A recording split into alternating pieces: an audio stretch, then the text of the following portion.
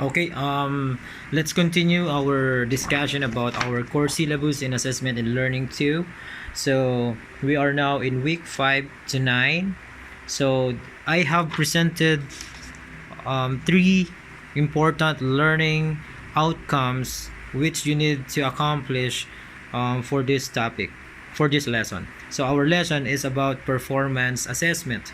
So, the first learning outcome that you need to develop is for you to design and develop performance tests using goal, role, audience, situation, products, standards model.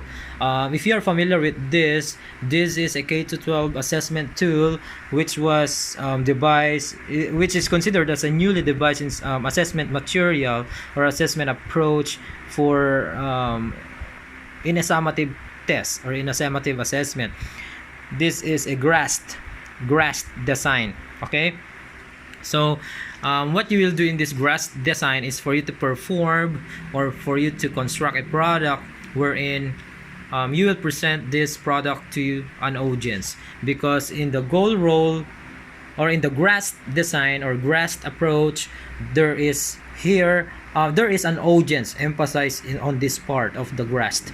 So audience, you need to present what you have worked on, whether it is a product or a performance test. Okay, then after which you will also develop an appropriate assessment rubrics or customize existing ones to fit the desired learning outcome. So we have already discussed about scoring rubric when I presented to you about the process on how to check essay type of test, diba? So in an essay, before you give marks, you need to consult with your scoring rubric.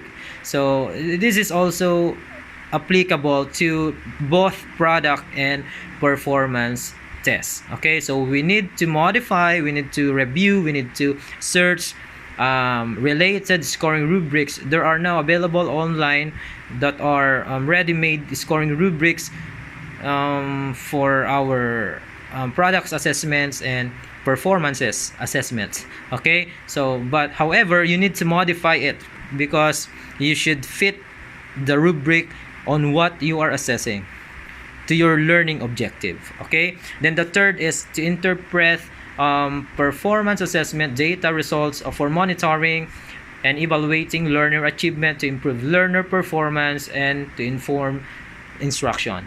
Okay, so these are the two important lessons that we'll be talking about in this part of the lesson, performance assessment. First, what and why of performance assessment? Why do we give performance exams? Why do we give performance assessment? Okay, we will talk about the meaning of this performance assessment, and we will talk about the real purpose of this type of test. Okay, then the principles of a performance assessment. Okay, then the next one is for you to develop performance test.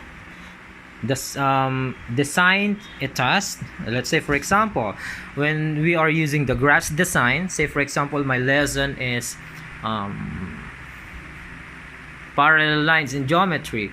I want to give this concept as the performance task of my students after the lesson or after a chapter. So what I'll do is to think a possible scenario wherein students will perform or will construct, then later on present it to their audiences. So say for example, because my concept, I want to test the concept parallelism in geometry in the performance test. So ang gagawin ko lang, my goal is, the goal of this test is for my student to construct a cabinet. We know that a cabinet needs geometrical principles, diba? Say for example, parallelism. If your cabinet, if opposite sides of your cabinets are not parallel, then anong mangyayari sa cabinet mo? So you consider parallelism in constructing this cabinet. So this will be my performance test to be given to my student. So that is the goal, to construct a cabinet. Then the role of my student, ano yung magiging role nila? To be a carpenter. Diba sino gumagawa ng cabinets? Diba? Carpenters, woodworkers. So sila yon. So this will be the role, possible role. That is the R in the GRASP design. Then audience, sino ang magiging audience? Maybe the buyer. Sino gumagawa ng cabinet yung mga woodworkers natin, because there are buyers, di ba? So the possible audience of these carpenters or woodworkers are the audience, or are the buyers of the cabinet. Okay? Then you present a situation. So ano yung possible situation? It should be aligned in the goal.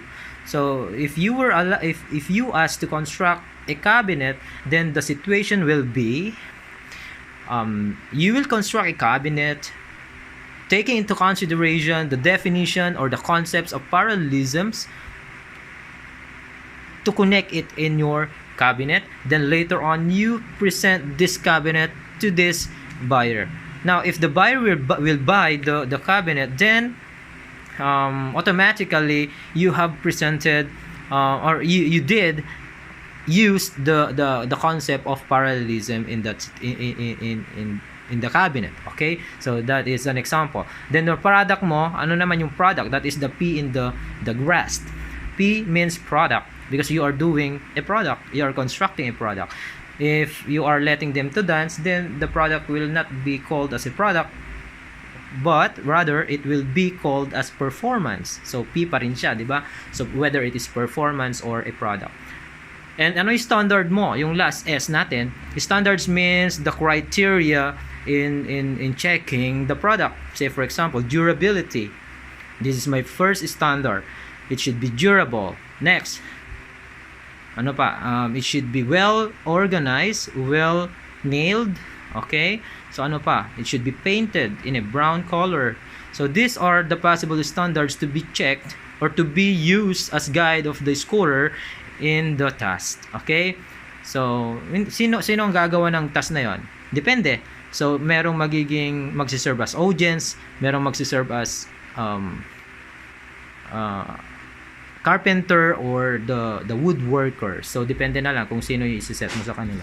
Then, next is the differentiating performance test for diverse learners. Then, using of scoring rubrics. So, again, every now and then we talk about scoring rubrics. So what should be the proper scoring rubric that should fit in the performance test? Okay, so we'll continue then our my presentation, because I need to cut my video because it's too large if I'll finish it in one video clip. So again, please stand by and wait for my next discussion about the continuation of our course syllabus. Thank you for listening again, and see you again later. Thank you for listening. Good day.